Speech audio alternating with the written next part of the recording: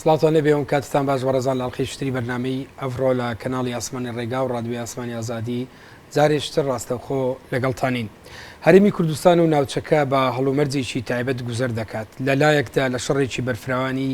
سەربازی قوڕزدا لەگەڵ ڕێکخراوی تیرۆریستی ئیسلامی داعش و لەلایەکی تر پەیوەندیەکانی لەگەڵ حکوومەتی فدرالی بەغدا لە ئاستی سیاسی و ئابووری لە پسڕان یا گەیشتۆتە بنبەست و پێناچێت ئەوەی ئێستا دەبیندرێت سەرکردایەتی سیاسی کورد یا کوردستان هیوایەکی بە بەغدا مابێت. لەوەها هەڵومەرجێکدا لە ئاستی ناوخۆیی پرسی سربەخۆی هەرێم و دەستوری هەرێم و دیاریکردنی نەخشەی سیاسی زۆری سیستەمی حکومڕانی بۆتە بابەتی ئەمڕۆمان و هەمومانی پێوە یان هەمومان پێوەی سەرقاڵین. دەستور چاچەند گرینگە لەم هەڵومەرجە سیاسی ئێستادا. ئایا دیدێکی ڕوون هەیە لەبارەی پرسی دەستورۆم هەڵومەرجەی ئێستا و داهاتووی نەخشەی سیاسی ناوچەکە؟ بۆ ئێمە چ جۆری سیستەمێکی حکومڕانی و فەلسەفەی حکومڕانی پێویستە؟ کێشەی ئەم ڕەشنووسەی هەیە تەنیا لە سیستەمی پەرلەمانی و سەرۆکایەتیدایە؟ ئایا مشەڕعی کوردی دەستبەرداری دیدێکی نەتەوەیی ئاینی بووە بۆ دانانی بۆ دیاریکردن و دانانی دەستوریەکی مەدەنی بۆ هەرێمی کوردستان؟ مافی پێکاتەکان و ئاینەکان چۆن لە دەستوریی پشتبەستوو بە شەریعەتی ئیسلام جێگای دەبێتەوە؟ ئایا مەسلەی پرسی سربەخۆیی لەم باردۆخەی ئێستا و کە لە ئێستادا لە پاڵ مەسلەی هەنگاونان بۆ دانانی دەستور قسە و باز لەبارەی ئەنجامدانی ڕیفراندۆم دەکرێتن تا چەند ئێمە دەتوانین لەوە هەڵومەرجێکە هەنگاوی لەم جۆرە باوین. گفتوگۆی ئەم بابەتانە دەکەین بە بەشداری بەڕێز دکتۆر شێرکۆ کرمانز، نووسەر و مامۆستای زانکۆ لە زانکۆی ئۆتۆرە لە وڵاتی مالیزیا کە ماوەی چەند ڕۆژێکە گەڕاوەتەوە هەرێمی کوردستان و دکتۆر بەخێر بیتەوە و هیوادارین کاتیشی بە سوود و کاریگەر بەهاوی لەو دۆخی کە لە هەرێمی کوردستان پێ تێپەڕ دەبێت بە تایبەتی لە مەسلەی پرسی دەستور و ئەم گفتوگۆ سیاسی و فکرانی کە هەیە. سپاسەکەم کاوای مش هیوادارین کە بتوانین خزمەتێک بکەین لەو مناقەشاتانەی کە ئەمڕۆ لە ئارادان لە هەرێمی کوردستاندا. دکتۆر لەوە دەست پێ بکەم لە ئێستا هەرێمی کوردستان دەستور تا چەند پێویستە؟ ئایا ئەوەی دەستوری هێناوەتەکایەوە بابەتی یعنی مەسلەیەکی بابەتیە یان مەسلەی ئەم باردۆخی هەرێمی کوردستان و لەلایەکتر کۆتایی هاتنی ماوەی ویلایەتی سەرۆکایەتی هەرێم کە لە مانجی هەشت کۆتایی دێت ئێمە هاتوین دەست بە مەسلەی دەستورەوە دەگری. یعنی دەستور لەم باردۆخی ئێستا تا چەند زەمینەی هەیە تا چەند گرینگە؟ من پێم وایە هەرێمی کوردستان هەر لەو ڕۆژەوە کە پەرلەمانی کوردستان لە ساڵی 92 وەک هەرێمێک یا وەک هەرێمێکی فدرالی لە عێراق ڕاگەیەنراوە پێویستی بە دەستور هەبووە. تا ئەو کاتەوە تا ئێستا دەستوری نەبووە. ئەمە دەگەڕێتەوە بۆ کۆمەڵێک فاکتەری زۆر سەرەکی لە هەمان زیاتر لەوانەیە مەسلەی پرسی شەڕی ناوخۆ و پێکدادانەکانی نێوان یەکێتی و پارتی بوو بێ و بەڵام ضرورەتەکەی هەمیشە ضرورەتی هەیە. ئێستا کەش ضرورەتێکی ئەوەی خۆی هەر ڕۆژێک تاخیر بێ خراپترە. بەڵام وەک ئەوەی کە تۆ باسی دەکەی کە ئایا ئەمە بۆ ئەمڕۆ کە دێتەوە گۆڕێ و قسەی لەسەر دەکرێت بەداخەوە کە 2 ساڵ پێشتا ماوەی سەرۆکایەتی بەڕێز مەسعود بازاین درێژکراوە دەبوایە هەر لە دوای ئەمە یەکسەر بیر لەوە بکرێتەوە کە ئەم فەراغە دەستوریە ئەم فەراغە یاسایانە پڕ بکرێتەوە و دەستور دابڕێژرێتەوە. بەڵامی دی ئەو کاتیش بەخۆ دەزانی یەکەم جار دامەزرانی حکوومەتی هەرێم زۆر تاخیر بوو، دووەم جار پرسی داعش و گۆڕانی هاوچێشەکانی ئەم ناوچەیە و سەرقاڵی هێزی پێشمەرگە و سەرقاڵی حکوومەتی هەرێم بە شەڕ لە دژی داعش ئەمانە هەموو هاتوێتە گۆڕێ. بەڵام هیچ کام لەمانە بە تەسەوری من نابێ ببن بەڕێگر بۆ ئەوەی کە ئێمە کار نەکەین لەسەر نووسینەوەی دەستورێکی مەدەنی دەستورێکی کە مافی هاوڵاتی تێدا پارێزراو بێ مافی هەموو ئینسانەکانی تێدا پارێزراو بێ بەبێ ئەوەی کە پەلەشی لێ بکرێت. من وەستمەوەی کە پەلەکردن لەوەیدا کە ئەم حالەتێکی هاتوۆتە پێشەوە دەبێت پەلەی لێ بکەین جەدوای نییە. لێستا دیدێکی یعنی ڕوون دەبینیە لە مەسلەی مامەڵەکردنی ئێمە لەسەر لەبارەی پرسی دەستور و مەسلەی داهاتووی نەخشەی سیاسی ناوچەکە لەوە دۆخێکە کە دەزانین ئێمە بچە هەڵومەرجێگا گوزەرەکەین بارودۆخی ناوچە کوردستانیەکانی دەروی هەرێمی کوردستان چۆنە ئێمە یعنی ڕوونیەکەیە کە ئێمە چۆن مامەڵەگە دەستور بکەین ئایا لەم دەستورە ئەم ناوچانە بەشدار دەبن بەشدار نابن چارەنووسی ئەم ناوچانە چی بەسەر دێتەوە خەریتی جوگرافی سیاسی هەرێمی کوردستان چۆن یەکلای دەکرێتەوە خۆی مەرز نییە کە خەریتەی سیاسی و یا جوغرافی کوردستان لە دەستورە یەکلای بکرێتەوە چونکە دەستور چوارچێوەی ئەم شتانەدا دەڕێژێ چوارچێوەیەکدا دەڕێژێ کە پێناسەی هەرێمی کوردستان دەکا لەوانەش ئاماژە بەوانە بەو خاڵانش بکرێت کە چۆن چارەسەری پرسی جێڕانەوەی ناوچە دابڕاوەکان چارەسەر دەکرێتن بەڵام هەر چۆنێک بێتن دانانی ئەم لیژنەیە کە ئێستا ئەو لیژنە 21 کەسیە نیشانەی ئەوەیە کە دڵخۆشکەرە بەوەی کە دیارە لەوە چێ کە سازانێکی نیشتیمانی هەبێ لانی کەم لە پێداچوونەوەی دەستوری لە نووسینەوەی دەستورە بەڵام ڕۆیایەکی نیشتیمانی هەیە من پێمانی ڕۆیایەکی نیشتیمانی ئەگەر نەشبوو بێ زۆر خراپ بێت چونکە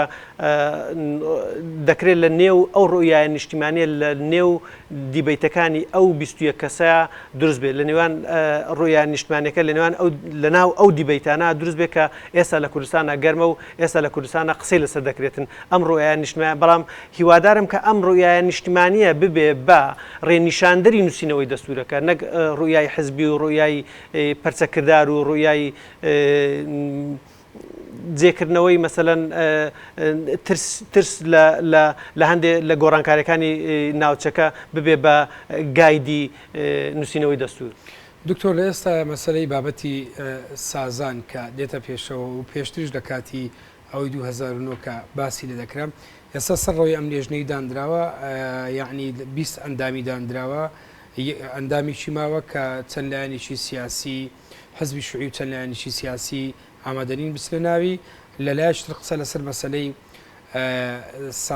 سازان دەکرێت لەبارەی ئەوی مامەڵێت چۆن لەسەر پرسی دەستور بکەین مەسلەی سازان ئێمە چۆن لەبارەی پرسی دەستورە ئێمە دەگەینە سازان یعنی ئایا ئەم سازانە نابێتەوە ئەوەی کە ئێمە دەستورێک دەکری ئێمە دەستورێک بنووسین بە دڵی هەموو لایەک بێ ئەمە ممچینە خۆی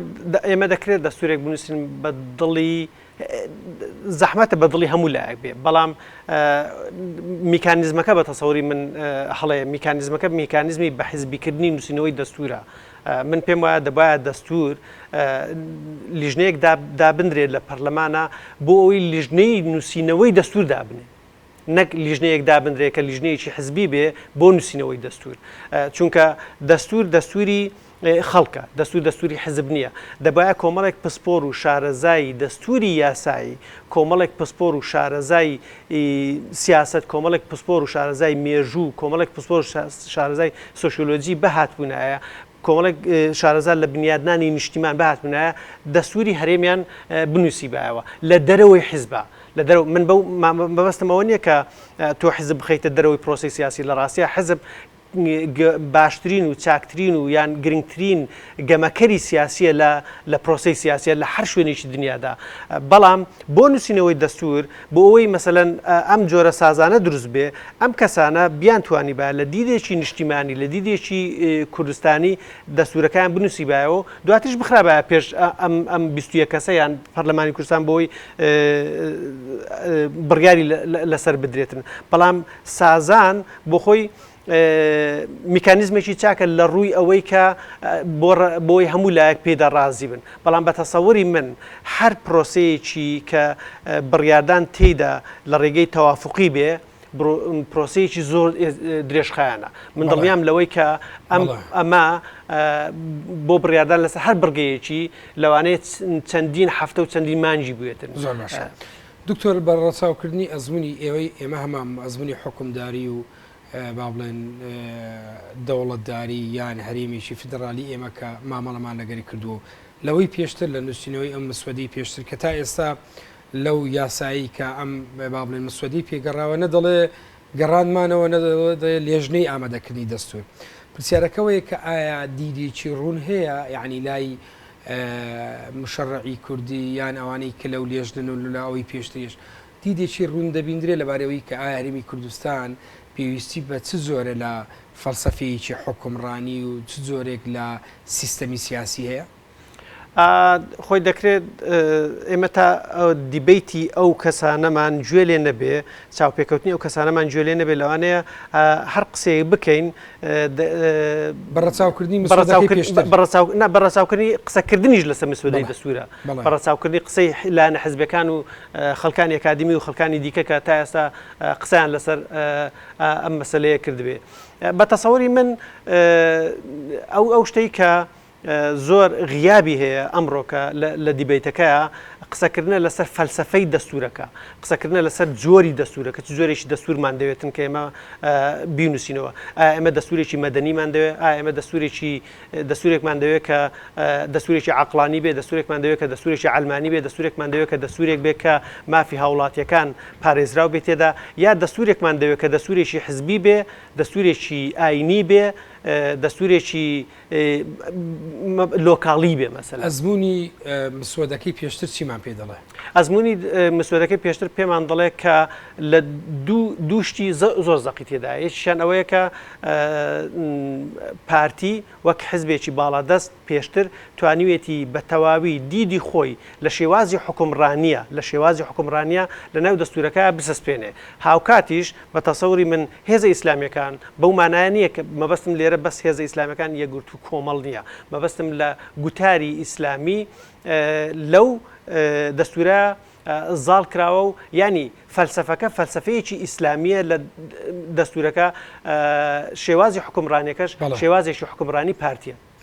دکتۆر شێرکۆ کرمانچ لە ئێستاە ئەوەی ئێستا ئەم گفتوگوۆیە دەبیندرێکە لەسەر مەسلەی پرسی ئەم ڕەشنووسەی ئامادە دەکرێتەوە جارێکی تر دەبینین کە بەپێی ئەو لێدوان و تێگەیشتنی لایەنە سیاسیەکان کە باسیەکەن و بەیانیان کردووە کێشەکە چڕ کراوەتە لە مابینی سیستەمی هەرێمی سیستەمەکە سیستەمی سیاسی پەرلەمانی بێ یا سەرۆکایەتی بێ هەندێک جار هەمووی لەسەرەوە کە پەرلەمانی بێ بەڵام سەرۆکی هەرێم لە ناو خەڵکەوە هەڵبژێردرێ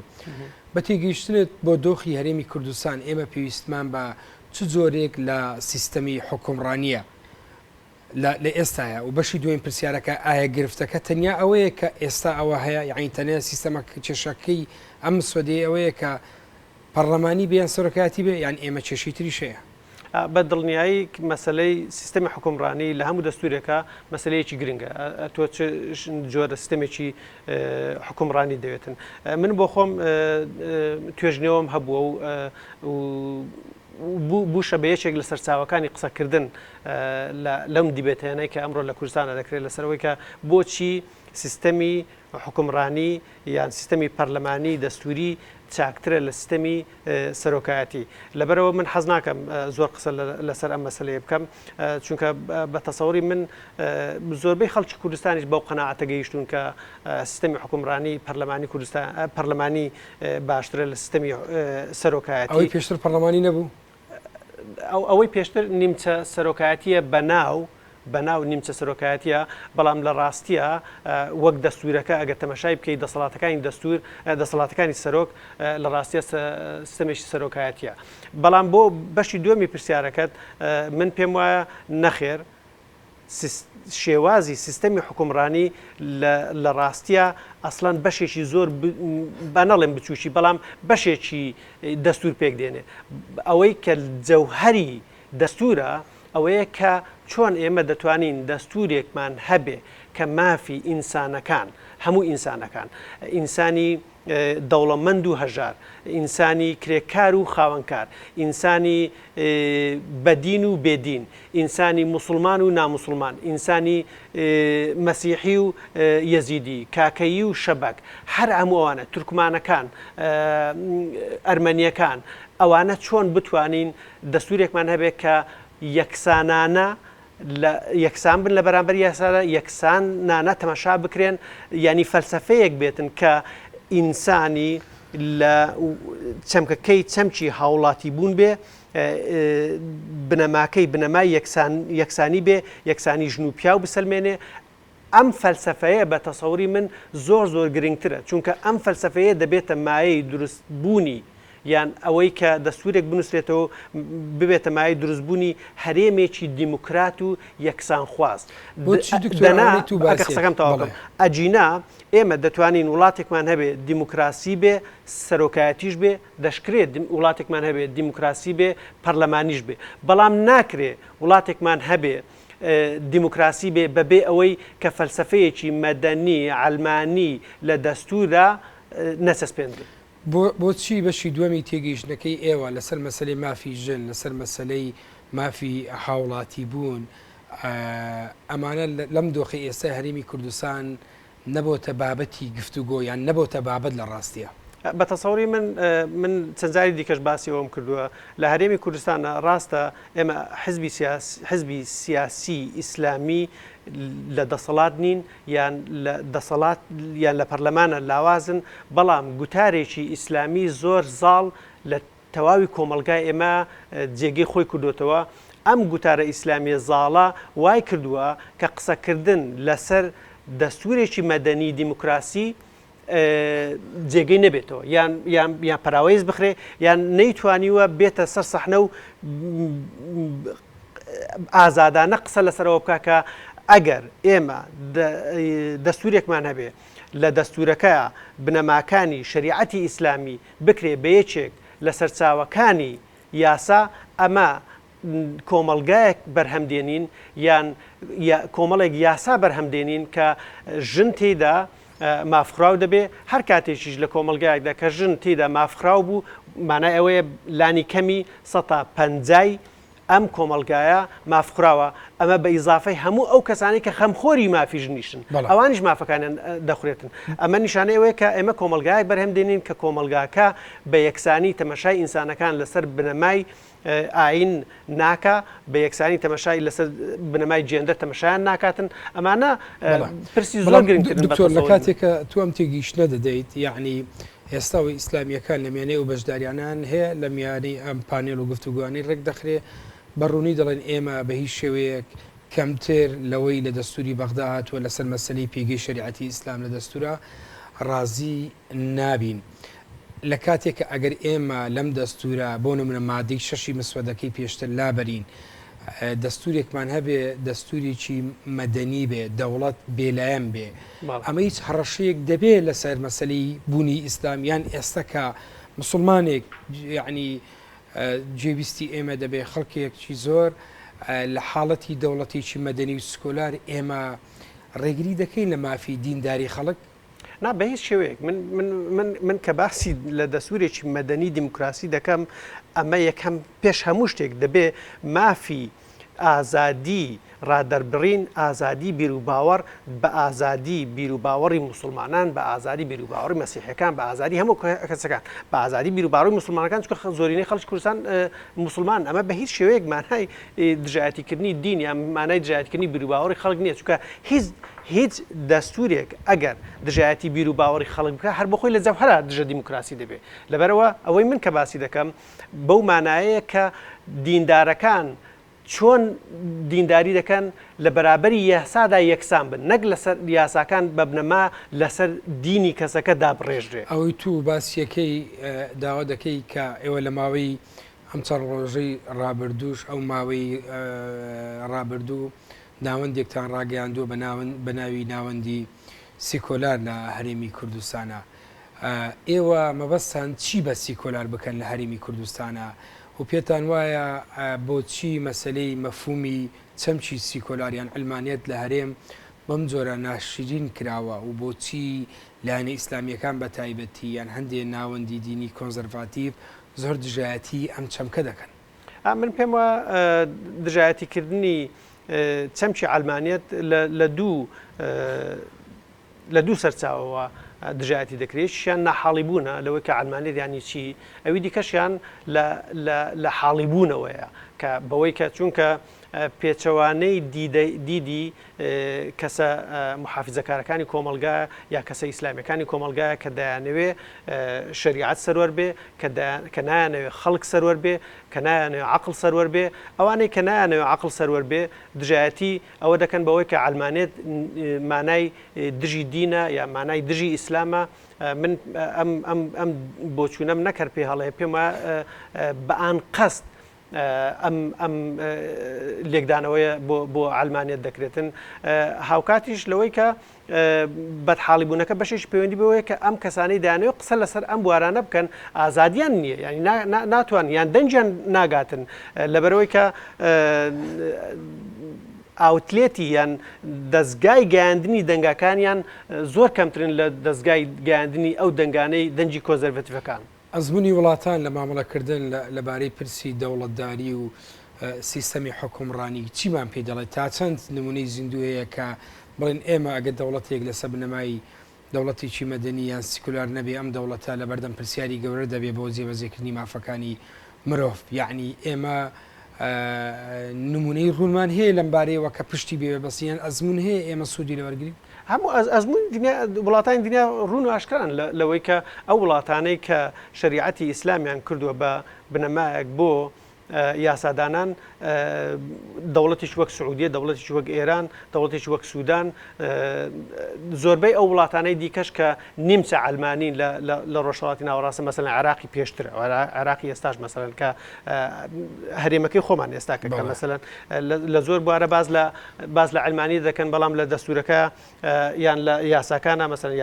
یاسای باری کەسێتی لە هەرێمی کوردستانە یاسایەکی ئیسلامیە. لەبەرەوە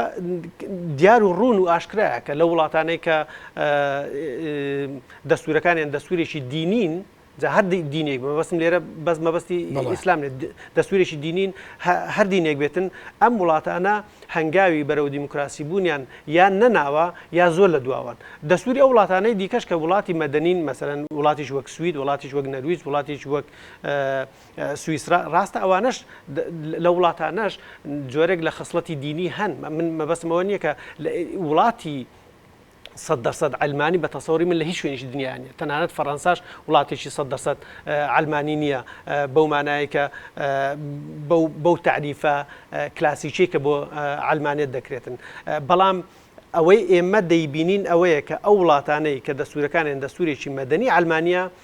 دیموکراسیەتی بەرهەمهێناوە، ئەو وڵاتانش کە دەستورەکانیان دەستورێک بنەماکەی دەگەڕێتەوە بۆ یەکێک لە دینەکان،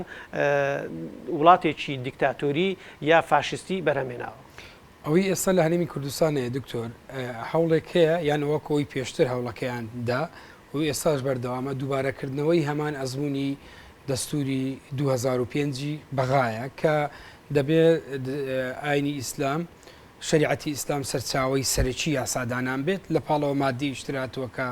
و نابێ هیچ یاسایەک دەربسی دژ بە بنەماکانی شریعەت بێ. مادەی ئەم جارە هاتووە مادەی حوتە پێم وایە کە دەڵێ نابێ هیچ یاسایەک دەرچێت دژ بە بنەماکانی دیموکراسیەت بێ. ئەم ئەزمونە تا چەند ئەزمونێکی گونجاوە ئێمە لە کاتێکە قسە لەسەر شکستی پرۆسی سیاسی و دەوڵەتداری لە عێراقەکەین دێن کۆپی پێستی ئەم نموزەزە دەکەین. ئایا باری سیاسی و ئابووری و کۆمەڵایەتی و فەرەنجی لە کوردستان وەکو جنوب و ناوەڕاستە ئێمە هەمان کۆپی پێستی ئەوەی بەغا بکەین؟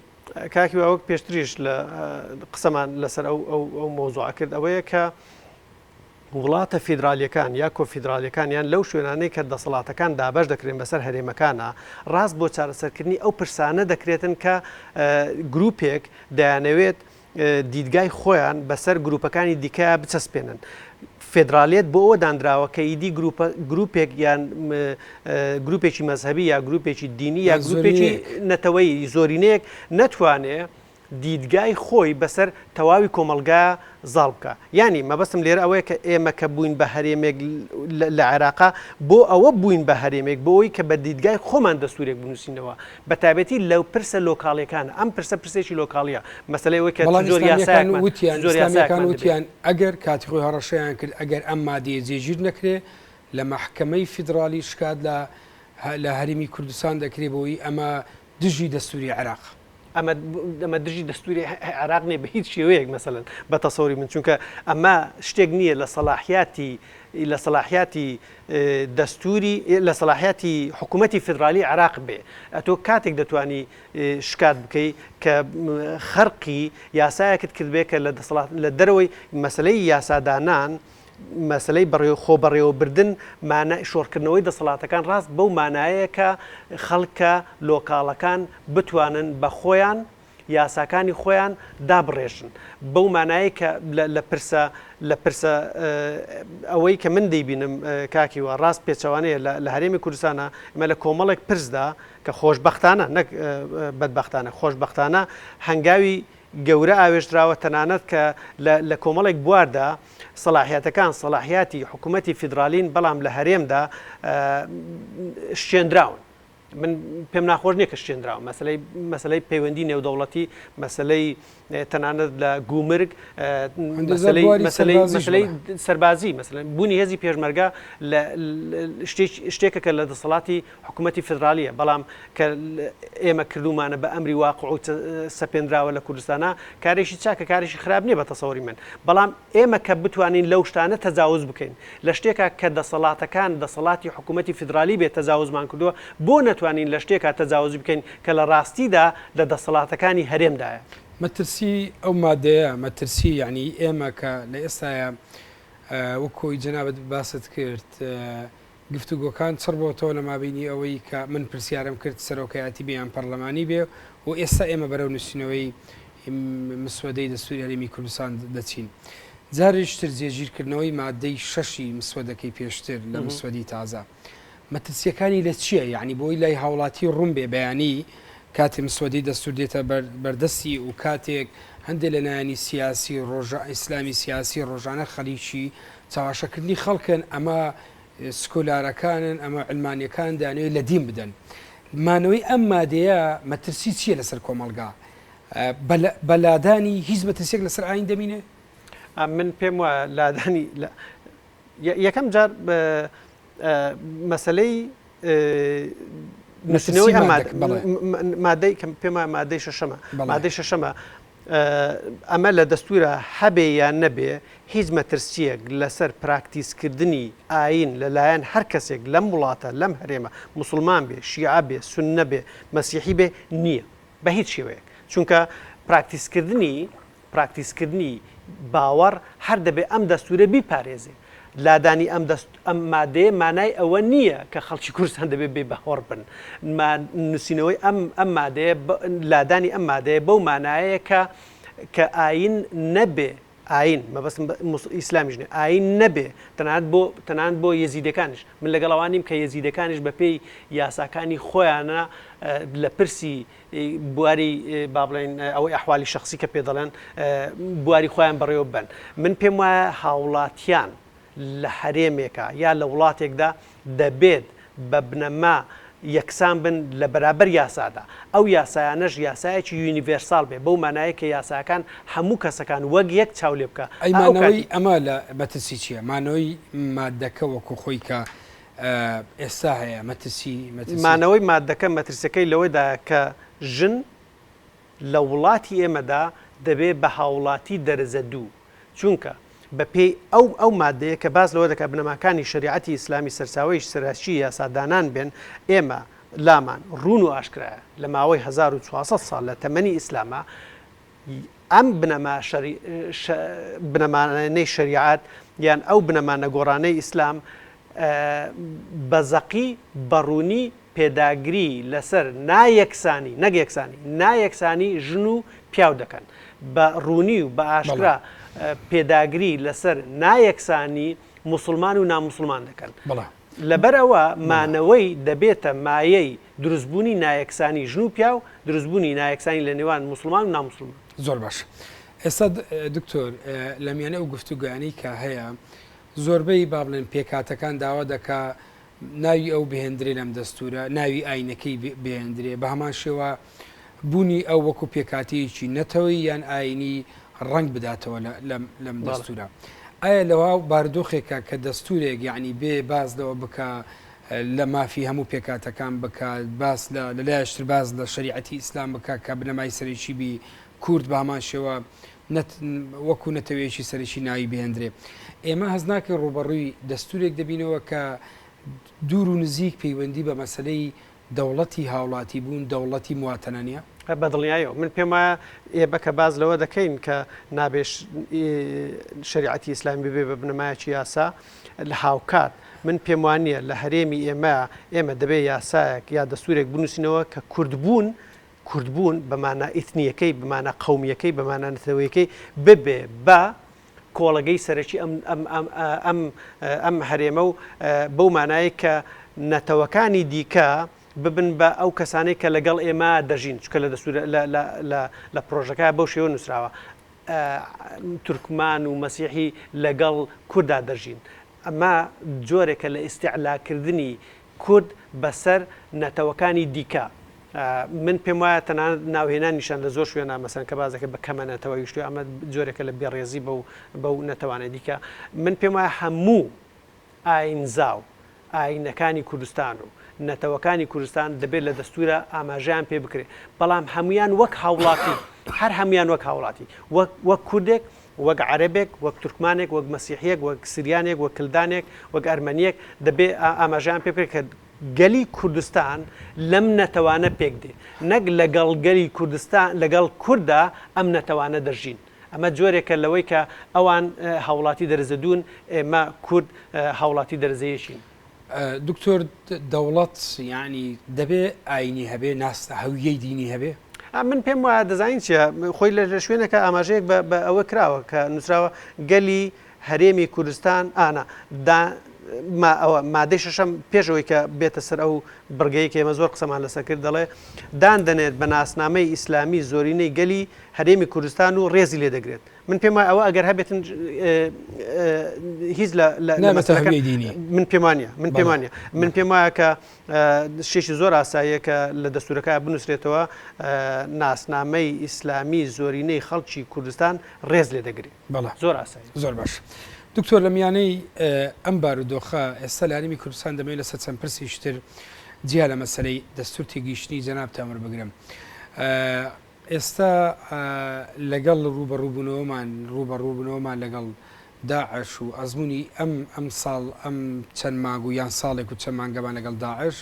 لە ناوخۆی هەرێمی کوردستان ئێمە ڕوبەڕووی یعنی حاڵەتی سەید بینەوە یان دیاردا لە حاڵەت دەرچوە مەسلەی پەرەسەندنی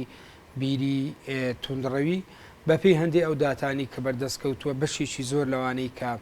ڕۆی چونەتە ناو داعش لە ناو دام و دەستگاکانی ئاینی لە هەرێمی کوردستانە پەروەردەکراون و لە دوایین دوو گروپی تۆریستی کە دەگیرێن ئەوەی عنکاو و ئەوەی کە 6 کەسەکەی تریش هەمویان دان بۆ دادنێن کە لە مزگەوتەکانەوە لە هەرێمی کوردستان ناوی مزگەوتەکان ناوی مامۆستای دینیش دەنێ کە یەکێ لە مامۆستایانە ئێستا ئەندامی سەرکردایەتی حزبێکی ئیسلامیە و لە پەرلەمانی عێراق و لێرەش مامۆستای ئاینیە کە لەوێ چۆن ئەوانە فێری بیری توندڕەوی بوونەوە لە دەسەدەستی ئەم مامۆستایانە ئەمە چیمان پێ دەڵێ یعنی لە هەرێمی کوردستان هاوکات لەگەڵ ئەوەش چەند هەنگاوێک دەبیندرێ لە ڕاستیە کە مەسلەی گواستنەوەی خوێندنگە ئاینیەکان لە وەزارەتی ئەوقاف و بۆ سەر پەروەردە و وەزارەتی خوێندنی باڵا تێگەیشتنی ئێوە لەبارەی ئەم پرسانە من پێم ساڵانێک بوو دەسەڵاتی کوردی کە فەزایەکی خوڵقان بوو لە هەرێمە فەزایەکە بۆ بە تەسەوری من دەکرێت بۆ گەمژەکردنی خەڵک خوڵقێنرابێ ئەم گەمژەکردنی خەڵکی کە ئەو ئازاد کرابوو لە هەرێمی کوردستانە ئێستا کە تا ئەو کاتێک کە وەک با بڵێن وەک دوو پشک بەخۆی وەنەدا بوو ئەوان لایەن ئاسایی بوو بەڵام ئێستاکە کە هەڕەشەکە کەوتۆتە ینی دەسەڵات بۆ خۆی کەوتۆتەوە بۆ بە بەشێک لە زەحیە یان قوربانی ئەو گەمژەکردنەی خەڵک ئیدی ئێستا کە هەنگاو داوێتن بۆی ڕێگری لەم شتە بکاتن من پێم وایە هەنگاوەکان بە دەردی وەک تۆ خۆت باستکردن هەنگاوی باشن بەڵام زۆریش شەرمنانەن مەسەلەن بەوەی کە هەنگاوەکان دەبە زوو پێشتر بەهاوێژدرێن و دەشبێت زۆر سەرتێژ بکرێن ئەم ئەوەی ئێمە ڕوبەڕووی داعش بینەوەی لە ناوەخۆ ڕوویدا دام و دەستگای ئاینی دەخاتە بەردەم پرسیاری گەورە و لە هەرێمی کوردستانە من پێم وایە دامودەستگای ئاینی لە کوردستانە بە تەواوی ناخاتە ژێر پرسیارەوە بەڵام بەشێک لە دامودەستگای ئاینی لە کوردستانە دەخاتە ژێر پرسیارەوە پێم وایە دەسەڵاتیش دەخاتە ژێر پرسیارەوە چونکە ئێمە ڕۆژانە لە تۆڕە کۆمەڵایەتەکان لە تەلەڤیزیۆنە لە ڕادیۆکانە دەبینین کە کۆمەڵێک مەلا هەن هەمان ئەو بیرەی کە داعشەکانی لەسەر پەروەردە دەکرێت ڕۆژانە لە مزگەوتەکان ئەم قسە ناکەن یعنی دژایەتیەکی زەقی جوولەکە دەکرێت دژایەتیشی زەقی ئێزیدەکان دەکرێت دژایەتیشی زەقی مەسیحی دەکرێت دژایەتیشی هەر شتێک دەکرێت کە ئەوان پێیان وایە مسلمان نین ئەو مسلمانەی کە ئەوان بۆ خۆشیان پێناسەیەشیان شوناسیشیان بۆ دیاری کردووە نەک ئەوەی کە با بڵێن وەک ئیسلامی کوردی مەسەن با بڵێن ناسرابێ وەک ئیسلامێک کە خەڵک پراکتیزی ملی ئیسلامێکی ملی ئەوان ئیسلامێکی ئەو ئیسلامی بە تەسەوری من ئیسلامێکی عەرەبیە کە تازە خێڵەچیە زیاتر بەوەی بڵام بەناڵم عەرەبی شەخ ئیسلامێکی خێڵەچیە کە تازە بە شێوازێکی دیکە نوێ کراوەتەوە و خراوەتە بەردەمی خەڵک. کاتی بەرنامەکەم کۆتای هاتووە دوا پرسیارەکە مەڵام تکایە چەندە پرسێکی گرینگە بەڵام لە ماوەیەکی کورت وەڵام بدەیتەوە. ئێستا لە هەرێمی کوردستانە مەوزوعی هەنگاونان بۆ سربەخۆیی دیاریکردنی مافی بڕیاردانی چارەنووس مەسەری ئەنجامدانی ڕیفراندۆم بابەتێکی گەرمە لە هەرێمی کوردستان هەندێک هەنگاو و تێگەیشتن و ڕادەبیندرێ. ئێوە چۆن لەم پرسە دەڕوانن؟ من پێم وایە مەسەلەی سربەخۆیی لە کوردستانە بەداخەوە بە شێوەیەکی پەرچەکردار دایمەن هەمیشە مامەڵی لەگەڵ کراوە لە کاتێکدا کە پرسی سربەخۆیی کوردستان پرسێکی نەتەوەیە پرسێکە کە عمقێکی مێژوویی هەیە دەگەڕێتەوە بۆ سەدان ساڵ دەگەڕێتەوە بۆ ئەو ساتانەی کە کوردستان بە عێراق هەڵچێنراوە بە ئیزافەی ئەوانەش بە تەسەوری من بەڵام ئایا کاتەکەی ئێستا کە گونجاوە بۆ سربەخۆیی من دەڵێم لە ڕوویەکە زۆر گونجاوە چونکە بە تەسەوری من وڵاتەکان لە قەیرانە لەدایک دەبن یعنی ئەزمموی نەتەوەکانی دنیا هەموو پێمان دەڵێن کە نەتەوەکان لە دەوڵەتەکان نەک نەتەوەکان دەوڵەتەکان لە قەیرانە لەدایک بوون شەڕی جیهانی دووەم کۆمەڵێک دەوڵەت تێدا لەدایک بوو ڕوخانی دیواری بەرلین کۆمەڵێک دەوڵەتی دیکەی لەگەڵ خۆیدا دروست کرد ئەم هەموو ئەو قەیرانانە ئەو قەیرانی کە لە سوودان دروست بوو دەوڵەت دروستەکان ئەو قەیرانی کە لە بەڵقان دروست بوو کۆمەڵێک وڵاتی نوێی دروست کرد من پێم وایە ئێستا ڕۆژهەڵاتی ناوەڕاست لە قەیرانێکدا دەوڵەتی کوردی لەم قەیرانە دروست نەبێت دەبێت چاوەڕێ بکەین تا قەیرانێکی دیکە هاوکێشەکانی هێز لە ناوچەکەدا زۆر لە بەرژەوەندی کوردایە ئەوەی کە لە کوردستانە غیابی هەبێت دووسێشتە ئەوانیش یەکریزی نیشتیمانیە لەگەڵ نەبوونی ڕۆیەکی نیشتیمانی بۆ دامەزرانی دەوڵەتی کوردی لەگەڵ نەبوونی ئیرادەیە ئیرادەمان هەبێ ڕۆیەکی نیشتیمانیمان هەبێ یەکریزی نیشتیمانیمان هەبێتن من پێم وایە چاکترین و لە بارترین قۆناغی ئەمڕۆکە بۆ دامەزرانی بەڕێز دکتۆر شێرکۆ کرمان سنووسەر و مامۆستای زانکۆ لە زانکۆی ئۆتۆرە لە وڵاتی مالیزیا سوپاس بۆ بەشداریکرد لە بەرنامەی ئەڤڕۆ سوپاس بۆ سرنج و تێگەیشتنەکانت من سوپاس دەکەم بەڕێزە ناتینە کۆتایینا بە مەڵقەی بەرنامەی ئەڤڕۆ کاتێدا لەبارەی دەستور چەند پرسێکی فکری و سیاسی هەنووکەمان کرد لەگەڵ دکتۆر شێرکۆ کرمانج تاڵقێکی تری بەرنامەی ئەڤڕۆ لە بەیانی پێتان دەگەینەوە بۆ قسەکردن لەسەر بابەتێکی تری پەیوەندیدار بە ژیانی زڤاچی کاتێکی خۆش بۆ هەموو لە ئەکسپاس بۆ ئاوڕانم لە کۆنتڕۆل ستۆدیۆ